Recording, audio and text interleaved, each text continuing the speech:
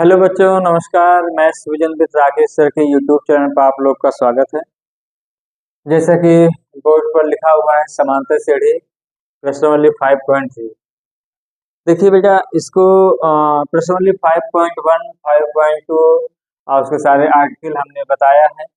प्रश्नावली 5.3 का लगभग क्वेश्चन नंबर 5 तक बता दिया। तो काफ़ी बच्चे कमेंट किए थे सर कि थोड़ा सा प्रश्नावली 5.3 कंप्लीट करा दीजिए, तो कंप्लीट कराएंगे।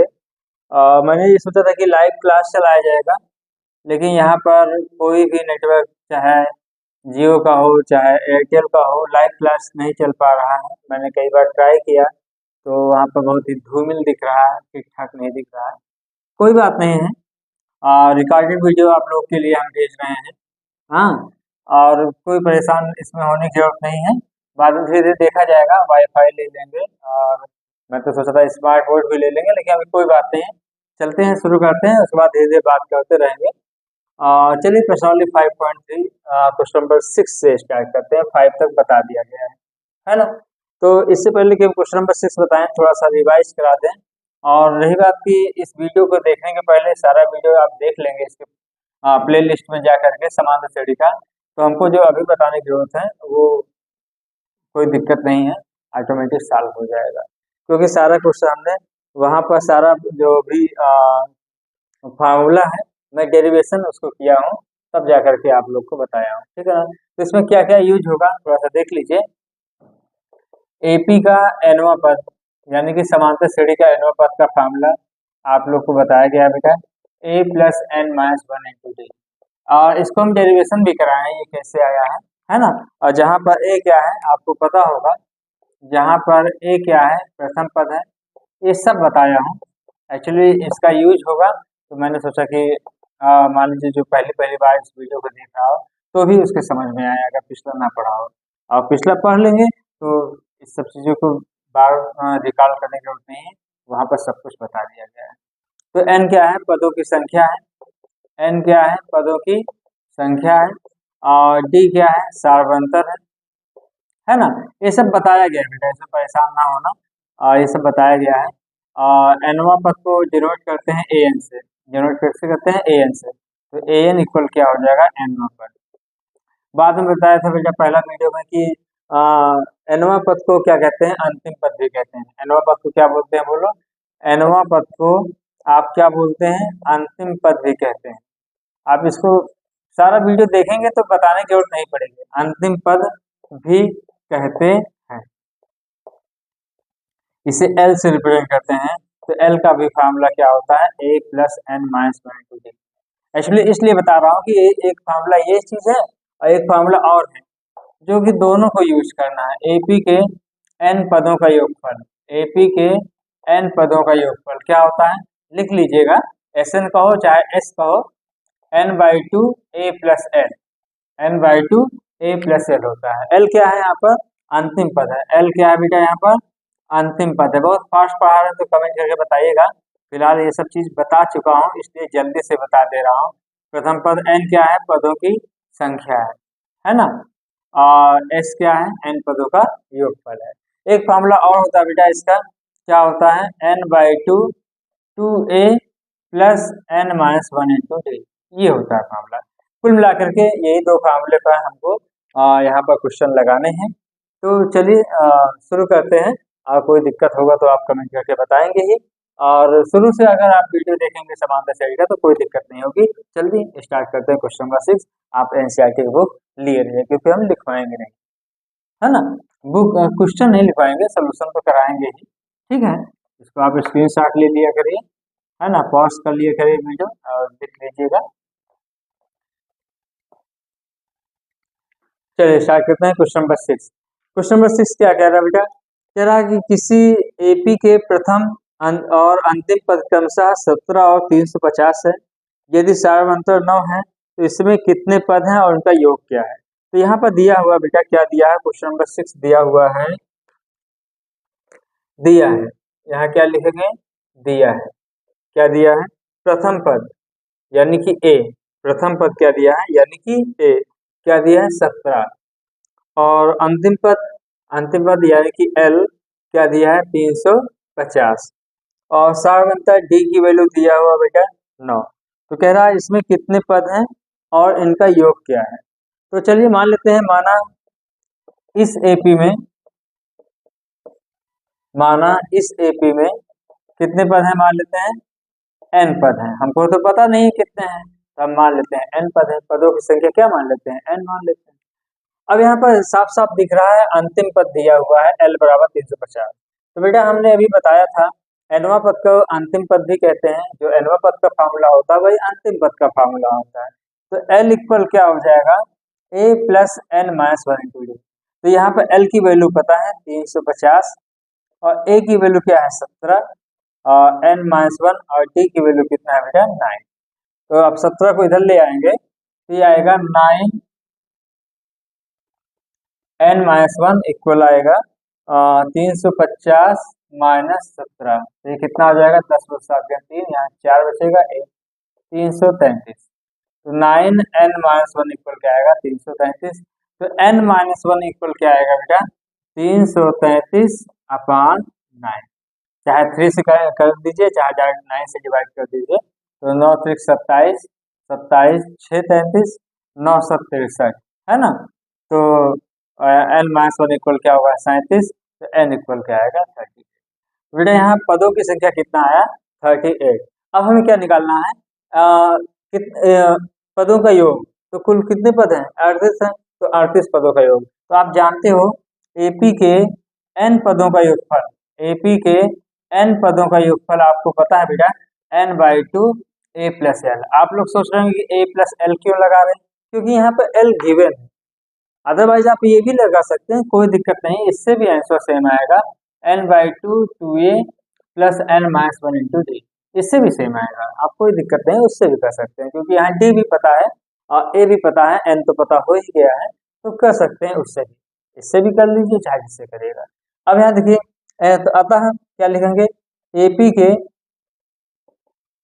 38 पदों का योग, कितना 38 पदों का योग। तो रख लीजिए तो क्या आएगा 38 अपॉन 2 ए कितना है, ए बोलो कितना है 17 और एल कितना है, एल दिया हुआ 350।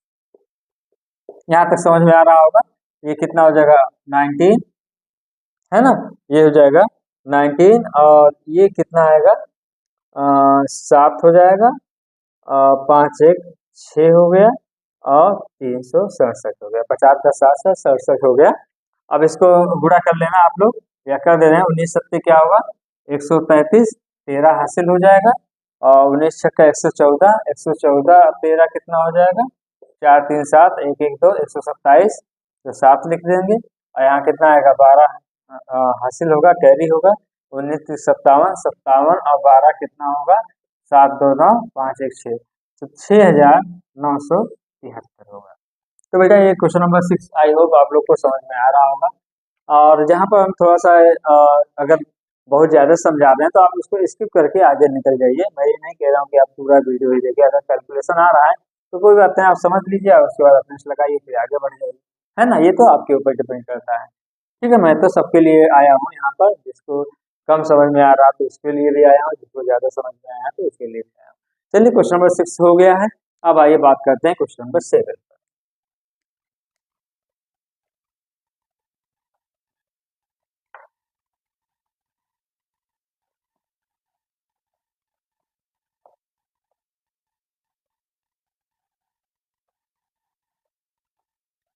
अब क्वेश्चन नंबर 7 क्या कह रहा है,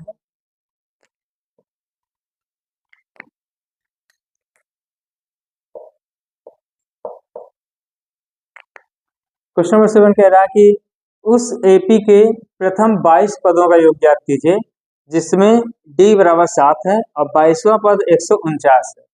तो देखो बेटा यहाँ पर दिया है, पहले दिया क्या है पहले ये लिख लेते हैं। दिया है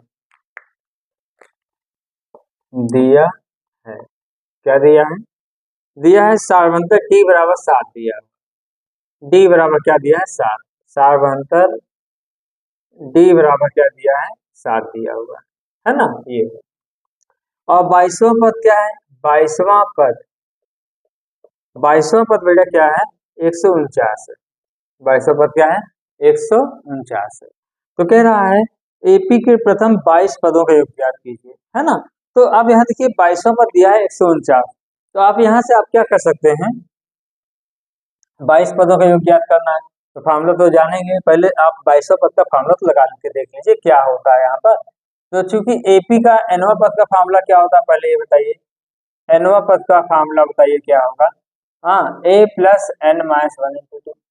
अरे भाई 22वां पद दिया हुआ है तो पहले आप एनवा पद का फार्मूला लगा के कुछ ना कुछ तो आ जाएगा ना इससे, क्योंकि यहाँ पे डी का मान दिया हुआ है, एन का मान 22 दिया हुआ है, उसका 22वां पद का मान क्या है 149। तो चारों में सब कुछ दिया हुआ है, चारों में कोई 3 दिया है तो चौथा तो निकाल ही लेंगे। अतः एपी का 22वां पद क्या लिखेंगे, एपी का 22वां पद तो क्या आएगा, ए की वैल्यू कितना है नहीं पता है। हाँ, तो मान लेते हैं माना प्रथम पद क्या मान लेते हैं, ए मान लेते हैं।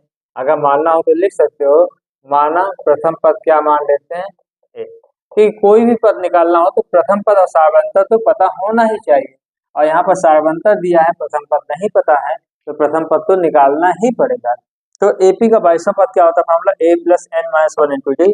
तो यहाँ क्या 22 के एन की जगह पर क्या कर देंगे 22 माइनस 1 और डी की वैल्यू क्या है 7।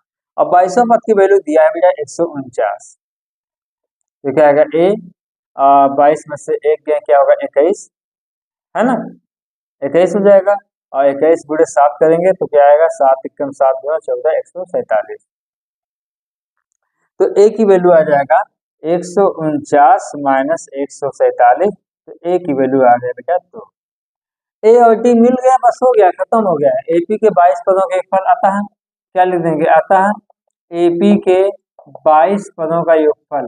तो डायरेक्ट लिख दे रहा हूँ बेटा, डायरेक्ट फॉर्मूला लिख दे रहा हूँ, क्या आएगा 22/2 2a की वैल्यू क्या है 2 प्लस 22 माइनस 1 और डी की वैल्यू दिया है 7।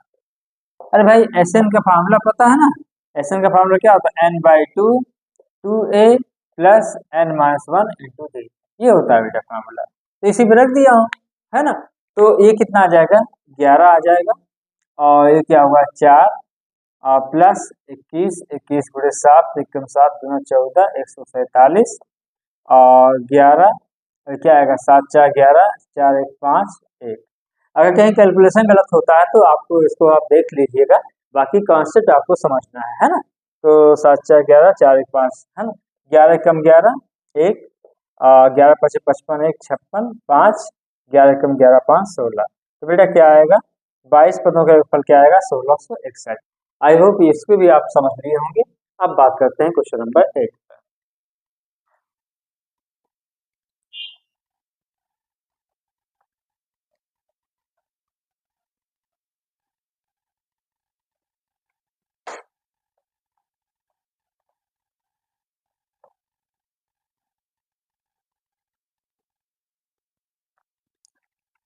चलिए क्वेश्चन नंबर 8 पर बात करते हैं, क्या कह रहा है। क्वेश्चन नंबर 8 कह रहा है कि उस एपी के 51 पदों का योग ज्ञात कीजिए जिसके दूसरे और तीसरे पद क्रमशः 14 और 18। तो हमने कई बार कहा बेटा कोई भी पद निकालने के लिए, चाहे योगफल निकालने के लिए हो चाहे कोई पद निकालने के लिए हो, पहली बात तो प्रथम पद और सार्वंतर पता होना चाहिए। तो पहले आप क्या करेंगे, मान लेते हैं, माना एपी का प्रथम पद ए, सार्वंतर डी, मान लिए सार्वंतर क्या है डी। अब यहाँ देखिए सार्वंतर डी है, अब यहाँ दिया हुआ है प्रथम शर्तानुसार, क्या लिखेंगे प्रथम शर्तानुसार क्या है, दूसरा पद और तीसरा पद 14 और 18 है। तो दूसरा पद यानी कि A2, तो क्या आएगा a plus 2 minus 1 into d. भाई एनवा पद का फॉर्मूला क्या होता है a plus N minus 1 into D. तो दूसरा पद क्या आएगा a plus 2 minus 1 into D. तो A2 यहाँ दूसरा पद क्या दिया बेटा 14 दिया हुआ है, और ये क्या आएगा a प्लस डी समीकरण 1 हो गया। अब आइए बात करते हैं द्वितीय शर्तानुसार। द्वितीय शर्तानुसार क्या दिया बेटा तीसरा पद, इसका कोई भी क्वेश्चन आया तो आप कर सकते हैं, है ना। तीसरा पद क्या है A3। जानबूझ के हम इस तरह कह रहे हैं नहीं तो डायरेक्ट सार्वभौमत्व निकल आता है। A3 माइनस A2 करते तो डायरेक्ट सार्वभौमत्व निकाल लेते, आप प्रथम पद फिर निकाल लिया जाता है ना। तो कह लिए ऐसे करते हैं। हो सकता है मान लीजिए क्वेश्चन आ जाए कि 7वां पद दिया हुआ है 50 और 26वां पद दिया हुआ है मान लीजिए 128 दिया है, सपोज दैट। तो क्या करेंगे, इससे दो इक्वेशन बन जाएगा, ए और डी का मान निकाल लेंगे, उसके बाद जो भी पता करना होगा हम सॉल्व कर लेंगे इससे, ए और डी से, है कि नहीं। तो ये किसी भी क्वेश्चन के लिए हो गया है। तो ये ऐसे ही करेगा जैसे हम बता रहे हैं। तो A3 क्या हो जाएगा, a plus 3 minus 1 into D. तो A3 यहाँ क्या है, तीसरा पद दिया हुआ बेटा 18, तो क्या आएगा a प्लस क्या हो जाएगा 2d समीकरण 2। अब हम क्या करेंगे, समीकरण 1 और 2 से a और d का मान निकाल लेंगे। तो आप कुछ भी लिखिए, यहाँ कोई दिक्कत है नहीं। समीकरण हम पहले 2 लिख रहे हैं, बाद में 1 काहे लिए आपको पता चल जाएगा, क्योंकि 2 क्या है थोड़ा सा बड़ा इक्वेशन है, 18 लिखा हुआ है। कोई दिक्कत नहीं, आप 1 और 2 से भी लिख सकते हैं। आपको विलोपन विधि का यूज करना है और a और d का मान निकालना है। ये आपके ऊपर डिपेंड करता है कि आप किस तरह सॉल्व करते हो। तो क्या करेंगे, यहाँ ए यहाँ इसका कोएफिशिएंट बराबर है, तो आप क्या कर सकते हैं, घटाने पर डायरेक्ट कर देंगे, है ना। तो क्या होगा, माइनस माइनस माइनस, ये कैंसिल हो जाएगा। तो 2d में से d गया, कितना आएगा d, और 18 में 14 गया, क्या हो गया 4। अब d का मान कहाँ रखेंगे, चाहे 1 में रखे चाहे 2 में रखे, तो d का मान हम रख दे रहे हैं बेटा, d का मान समीकरण 1 में रखने पर, समीकरण 1 में रखने पर 1 में रखेंगे तो क्या आएगा, a d का मान क्या है 4 बराबर क्या होगा 14। तो यहाँ से बेटा a की वैल्यू क्या आएगी, 14 में से 4 गए कितना हो जाएगा 10, a की वैल्यू 10 आ गई। अब a और d निकल आया, तो आप कुछ भी आप निकाल सकते हैं, चाहे कोई भी पद निकालने के लिए कहे, चाहे कोई भी पदों का योगफल निकालने के लिए कहे। यहाँ कह रहा है बेटा 51 पदों का योगफल, तो लिख देंगे AP के 51 पदों का योगफल, AP के 51 पदों का योगफल क्या हो जाएगा, 51 बटे 2, डायरेक्ट फार्मूला लिख रहा हूँ, है ना, एक बार कई बार फार्मूला बता चुका हूँ, इसलिए डायरेक्ट फार्मूला यूज कर रहा हूँ। तो AP के 51 पदों के योगफल क्या होगा, 51/2, 2a, a का मान क्या है 10, फिर क्या होगा 51 माइनस 1, और d का मान कितना है 4। ये भैया समझ में आना चाहिए फार्मूला क्या लगा हुआ है, n/2 plus 2a, n/2 bracket में 2a plus n minus 1 into d। कई बार मैं बता चुका हूँ, इसलिए इसको आप नहीं लिख रहा हूँ। ये क्या आएगा, ये हो जाएगा 20 50, है ना, 50 चौका कितना हो जाएगा 200, और क्या आएगा 51/2, और 200 प्लस 20 तो 220 हो जाएगा, है ना, ये हो गया। और 2 से कैंसिल कर दीजिए, तो 2 ग्राम में 22, 110 हो जाएगा। 51 गुणे 110, अब गुणा कर लेना, तो 11 कम 11, 11 5 16, 117, ये हो जाएगा। आप मल्टीप्लाई कर लेना, कहीं भी गलत हो तो आप देख सकते हैं, इसको कर लेना। तो आई होप आप लोग ये समझ पा रहे हैं, है ना। अब आइए बात करते हैं क्वेश्चन नंबर 9 पर। ये समझ में आ रहा होगा ना, आप कमेंट करके बताइएगा, क्योंकि भाई लाइव क्लास चल नहीं रहा है कि नहीं। तो जिससे कि लाइव में ये पता चल जाता है कि अकाउंट क्या कह रहा है। तो रिकॉर्डेड वीडियो मैं तो सोचा था लाइव क्लास, क्योंकि जियो का अनलिमिटेड था, मैंने सोचा उसका और फायदा उठाया जाए। इससे पहले हम लाइव क्लास चलाते थे, लेकिन जहाँ पर अब आ गया हूँ तो वहाँ पर क्या कहते हैं, नेटवर्क का प्रॉब्लम है, चाहे जियो हो, चाहे BSNL हो, चाहे वोडाफोन, चाहे एयरटेल। तो कोई बात नहीं है, वाईफाई भी ले करके यूज कर सकते हैं, लेकिन मैं सोच रहा हूँ अभी रिकॉर्डेड भेजें, आप लोग शेयर करते रहिए, काफ़ी लोग जुड़ जाएंगे तो हम ऑटोमेटिक हम कुछ ना कुछ व्यवस्था कर देंगे, क्योंकि फ्री क्लास है। फ्री क्लास है, आप लोग से एक भी रुपया नहीं लिया जाएगा यहाँ पर। बस आप लोग पढ़ते रहिए, हमारा एक लक्ष्य है कि आप लोग पढ़ करके आगे निकले, है ना। तो ठीक है, बस आप लोग अपने अपने दोस्तों को शेयर करते रहा करिए। अब आइए आगे बात करते हैं क्वेश्चन नंबर 9 पर। क्वेश्चन नंबर 9 कह रहा है, यदि किसी AP के प्रथम 7 पदों का योग 49 है और प्रथम 17 पदों का योग 289 है, तो उसके प्रथम n पदों का योगफल ज्ञात कीजिए। अब देखिए, प्रथम मतलब क्या होता है, जैसे प्रथम 7 पदों का योग, तो यानी कि A1 plus A2 plus dot dot dot dot A7, मतलब 7 पद। तो प्रथम 7 के लिए प्रथम पद क्या होगा, A1 ही होगा। और A1 A2 dot dot dot dot क्या लिखा है, A17 प्रथम 17 पदों के लिए भी प्रथम पद क्या होगा, सेम। यानी कि प्रथम 7 पदों का योग और प्रथम 17 पदों के योग के लिए जो प्रथम पद होगा दोनों के लिए सेम होगा, है ना। तो इससे आप कंफ्यूज नहीं होना है, प्रथम का मतलब यही होता है।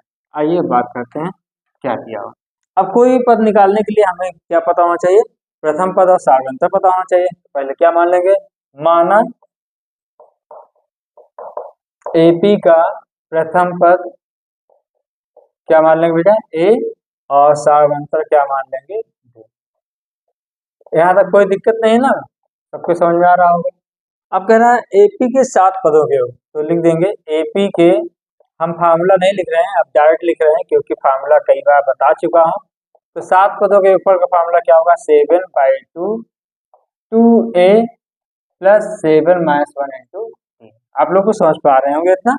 और 7 पदों के योगफल दिया हुआ है यहाँ बच्चे, क्या दिया हुआ है, 49। तो 7/2 ये क्या आएगा, 2a प्लस 6d, है ना। और चाहो तो 2 कॉमन ले लो, तो 2 कॉमन लेंगे तो ये आ जाएगा 7 और a प्लस 3d, और 2 कैंसिल, 2 कॉमन लेंगे तो a आएगा यहाँ 3, a प्लस 3d आएगा, और 2 से 2 कैंसिल हो जाएगा। समझ में आ रहा ना कहना क्या चाह रहा हूँ। हाँ, और यहाँ 7 अपान में आ जाएगा, 7×7 = 49, a प्लस 3d बराबर क्या आएगा, 7। क्या ये बच्चे समझ पा रहे हैं कैसे मैं कर रहा हूँ। यहाँ 2 कॉमन ले लेंगे तो यहाँ बचेगा a प्लस 3d, और 2 से 2 कैंसिल हो जाएगा, 7 बचेगा। तो 7 गुणे में है तो यहाँ बटे में आ जाएगा 49/7, 7×7 = 49, तो 7 आ जाएगा, है ना। या डायरेक्ट आप कैंसिल कर सकते हैं, ये आपके ऊपर डिपेंड करता है कि आपका कितना कैलकुलेशन बढ़िया है। अब आइए एपी के प्रथम क्या लिखेंगे, एपी के प्रथम, यहाँ प्रथम नहीं लिखा हूं, लिख सकते हो, कोई दिक्कत है नहीं। एपी के अब क्या लिखेंगे, एपी के प्रथम क्या निकालना, 17 पदों का योगफल, 17 पदों का योगफल। तो क्या लिखेंगे, 17/2 2a प्लस 17 - 1 इंटू d, और 17 पदों का योग दिया है बेटा कितना, 289, ठीक है ना। तो ये हो जाएगा, तो 289, और यहाँ 17/2, और यहाँ क्या आ जाएगा, 2a प्लस 16d हो जाएगा। अब फिर क्या करेंगे, 17/2, यहाँ 2 कॉमन ले लेंगे तो क्या आएगा, a प्लस 8d बराबर क्या होगा, 289, 2 से 2 कैंसिल हो जाएगा, 17 बचेगा, 17 यहाँ बटे में आएगा, 17×17 में 289, ठीक है ना। तो यह 17 बन जाएगा। ये मत सोचिए कि यही 17 मैंने यहाँ लिख दिया, 17 इसके बटे आएगा, 289/17 करेंगे तो क्या आएगा, 17 ही आएगा। अब भाग दे लेना, 17 × 17 = 11 × 28 17×7 = 119, तो a प्लस क्या हो जाएगा, 8d, तो a प्लस 8d बराबर क्या आ जाएगा, 17। ये समीकरण 2। अब हम क्या करेंगे, समीकरण 1 और 2 को सॉल्व करेंगे और a और d का मान निकाल लेंगे। तो समीकरण हम क्या लिखेंगे, समीकरण हम पहले 2 लिख रहे हैं, बाद में 1 लिख रहे हैं। आप समझ गए होंगे क्यों ऐसा कर रहा हूँ, क्योंकि बड़ी क्वांटिटी घटाने में थोड़ा सा पॉजिटिव वैल्यू आती है। वैसे भी नेगेटिव आएगा, नेगेटिव में कैंसिल हो जाएगा, 1 - 2 करेंगे तो भी, तो यहाँ कोई दिक्कत नहीं है। ये सॉल्व करने का अपना अपना तरीका, अपना अपना ढंग है। तो ये क्या आएगा, a प्लस 3d बराबर क्या हो जाएगा, 7। यहाँ क्या करेंगे, घटाने पर, जब घटाएंगे तो क्या हो जाएगा, माइनस माइनस माइनस हो जाएगा, ये कैंसिल हो जाएगा, 8 में से 3 गए क्या होगा, 5, ये क्या होगा, 10, तो d बराबर क्या आएगा, 2। तो d का मान 2 आ गया। अब d का मान कहाँ रखेंगे, d का मान रख दीजिएगा, d का मान समीकरण 1 में रखने पर, चाहे 1 में रखो चाहे 2 में रखो, 1 में रखने पर, जब 1 में रखेंगे तो क्या आएगा, d का मान, तो a प्लस 3 × 2 बराबर क्या होगा, 7, 3 दूना 6 और 7 में 6 गए क्या हो जाएगा, 1, ये 6 आएगा और 6 उधर जाएगा तो क्या होगा, माइनस, तो 7 - 6 क्या होगा, 1। तो a की वैल्यू क्या आ गई, 1, और d की वैल्यू क्या आ गई, 2। अब हमें क्या निकालना है, अब हमें निकालना है क्या निकालना है, प्रथम n पदों का योग ज्ञात करना है। प्रथम n पदों के योग के लिए भी प्रथम पद क्या होगा, सेम होगा। तो इसको मिटा देते हैं, तो प्रथम n पदों के योगफल क्या होगा, AP के प्रथम n पदों का योगफल। n पदों का योगफल नहीं, 20 पदों का योगफल पूछता तो भी बता देते।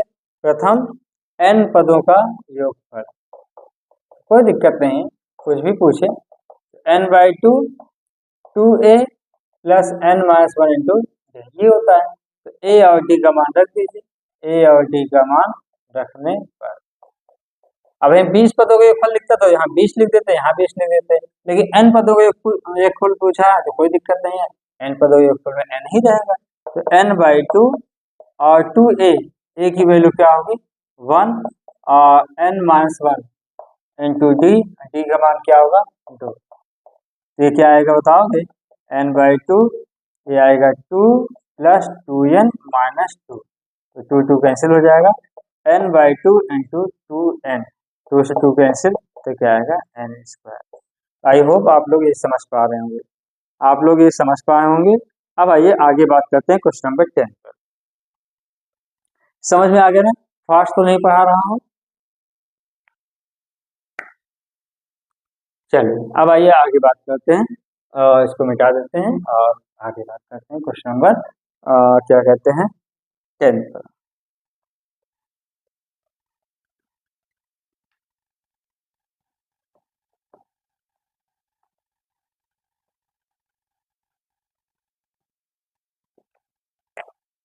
क्वेश्चन नंबर 10 पर बात करते हैं, देखते जाइए क्या लिखा है।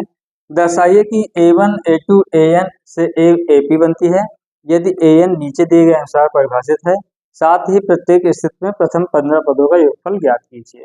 तो ठीक है, AP बनती है तो चेक करना है। तो यहाँ दिया है, यहाँ दिया है AN बराबर क्या दिया है 3 + 4n, तो n बराबर रख दीजिए 1 रखने पर तो क्या आएगा A1 इक्वल 3 + 4 इंटू 1, तो क्या आएगा 3 + 4 बराबर क्या होगा 7।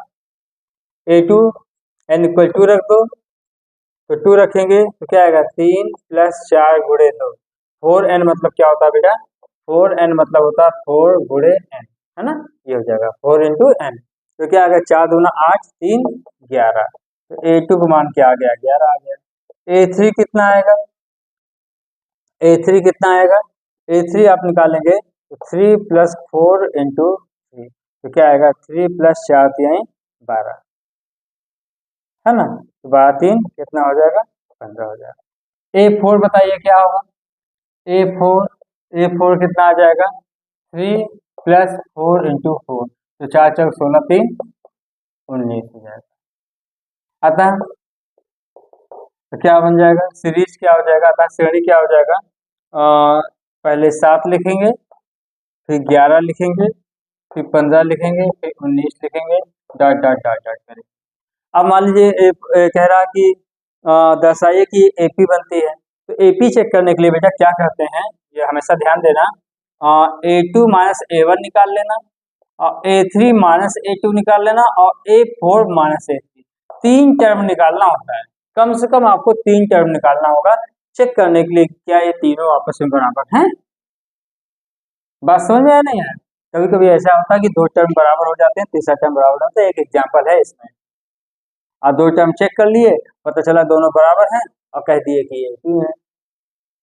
अब बाद में देखा गया कि AP है नहीं, क्योंकि तीसरा टर्म चेक किया गया तो वो बराबर आ ही नहीं रहा था। एक एग्जाम्पल दिया हुआ है कहीं है, आप वहाँ देखेंगे AP पहचानने के लिए, तो वहाँ पर 3 टर्म देखना पड़ा था, 2 टर्म देखेंगे तो नहीं बन पाता है। ये देखिए कौन सा है ये है, हाँ ये है क्या कहते हैं 4th है, एग्जाम्पल नंबर 2, और ये प्रश्नावली 5.1 के जस्ट ऊपर है, प्रश्नावली 5.1 के ऊपर एग्जाम्पल नंबर 2 का लास्ट चौथा क्वेश्चन देखा गया कि ये दोनों बराबर हैं लेकिन ये बराबर नहीं था, इसलिए बेटा तीनों चेक करना, 3 तो चेक करना ही होगा कि AP में है कि नहीं। तो A2 - 7 करो क्या आएगा, वैसे भी दिख रहा है, ऐसे भी देख सकते हैं, लेकिन चेक करना भाई दर्शाना है, हमको पता ही है, आपको भी पता है कि AP में है, 7 4 11 4 15 4 19 4 23 4 27 ऐसे करके चले हैं, लेकिन लिख के दिखाना पड़ेगा आपको वहाँ पर। तो A2 - 7 क्या 11 - 7 कितना आएगा 4, A3 माइनस A2, तीसरा पद माइनस दूसरा पद। तीसरा पद क्या है 15 और दूसरा पद क्या 11 है। 15 में से 11 गए 4। और A4 चौथा पद क्या है 19 और A3 कितना है 15, तो 19 से 15 4। इसका मतलब ये बराबर है, अतः यह क्या है AP में है। कोई दिक्कत नहीं ना, यहाँ तक तो आप समझ पा रहे होंगे आप लोग। अब आइए बात कर रहा है, कह रहा है कि प्रथम 15 पदों का योगफल क्या कीजिए। प्रथम 15 पदों का योगफल, तो AP के डायरेक्ट लिख रहा हूँ AP के अच्छा, और यहाँ पर ध्यान देना जो सारवंतर है मैं लिखूँ चाहे ना लिखूँ आपको समझ में आ रहा होगा। D बराबर क्या होता है A2 माइनस A1, दूसरा पद माइनस पहला पद, 11 माइनस 7 बराबर क्या होगा 4। अब हमको निकालना है प्रथम 15 पदों का योगफल। क्या निकालना है प्रथम 15 पदों का योगफल, है ना। तो आइए AP के प्रथम 15 पदों का योग, 15 पदों का योग, तो क्या आएगा 15/2 2A। A कितना है मैं लिख दे रहा हूँ, पहला पद 7 है, तो 2 से इंटू 7 प्लस 15 माइनस 1, D का मान क्या है 4, है ना। तो 15/2 और क्या आएगा 14, और 15 में से 1 है 14, और 14 चौको 56 हो जाएगा, और 15/2 और ये क्या है 6 4 10, 5 1 6 1 7 70 हो जाएगा, और 35 बन जाएगा, 15 25 75 5 और 7 हो जाएगा, 15 3 45 7 52। मिला लेना आंसर, कहीं गलत हो कैलकुलेशन तो कर लेना, ठीक है ना। तो हमें एक तो कहते हैं कि आप लोग हमें 10th का आप सेकंड पार्ट आप लोग करके दिखाएंगे और बताएंगे, वहाँ पर कमेंट करके बोलेंगे कि हाँ सर मैंने कर लिया, यस सर आप लिख देंगे तो हम समझ जाएंगे कि आप लोग क्या कहते हैं 10th का सेकंड पार्ट कर लिए हैं। वो क्या है an इक्वल क्या है 9 माइनस 5 है। आप लोग ये होमवर्क है, यहाँ पर नहीं दिख रहा होगा शायद यहाँ पर, लेकिन मैं NCERT का है। an इक्वल क्या लिखा है 9 माइनस 5n। आपको सॉल्व करना है कि आप पहले निकालिए कि ये AP में है कि नहीं, इसको पहले सॉल्व करिएगा। n पद है तो 1 2 3 4 रख के चेक कर लेंगे और यहाँ बना लेंगे, उसके बाद चेक कर लेंगे, फिर उसके बाद प्रथम 15 पदों का योगफल निकालना है। तो आप ये कर लेना, है ना। और रही बात की आपको बता दूं कि अब तो 10th और 12th का क्लास चलता ही रहेगा जब तक कि आप लोग का बोर्ड परीक्षा समाप्त नहीं हो जाता है या जब तक मैथ का पेपर हो नहीं जाता। तो दिसंबर तक तो आपका सिलेबस ही चलेगा, जहाँ तक हो सकता है आप लोग कमेंट करेगा कोई चैप्टर ऐसा है जो आप नहीं पढ़ पाए हों उसको, तो मैं पहले उसको बताऊंगा और उसके बाद फिर हम जनवरी से 1 जनवरी से चलेंगे, अनसॉल्व बताएंगे। 10th का भी और 12th का 11th का भी क्लास चलता रहेगा। और जो हमारे मित्र TGT PGT का देख रहे होंगे तो उनका भी क्लास चलाएंगे, शॉर्टकट वीडियो उसका भी बनाया जाएगा। अब धीरे धीरे सब शुरू करेंगे। आप लोग बस अपने अपने दोस्तों को शेयर करते रहिए, जितने लोग शेयर करेंगे उतना सभी लोग जुड़ेंगे हमसे। और जो हमारे यूट्यूब चैनल पर अगर नए हैं और वीडियो अच्छा लग रहा है तो आप इसको सब्सक्राइब कर लीजिए, है ना। और सभी लोग अपने अपने दोस्तों को शेयर करिए। बस आज यहीं तक, आज पहला वीडियो है इसका रिकॉर्डेड, बहुत दिनों के बाद चलाया जा रहा है। कल हम इसको कंप्लीट कर देंगे, फिर उसके बाद एक नया चैप्टर लेकर के आएंगे। ठीक है, मिलते हैं नेक्स्ट वीडियो में। Thank you so much.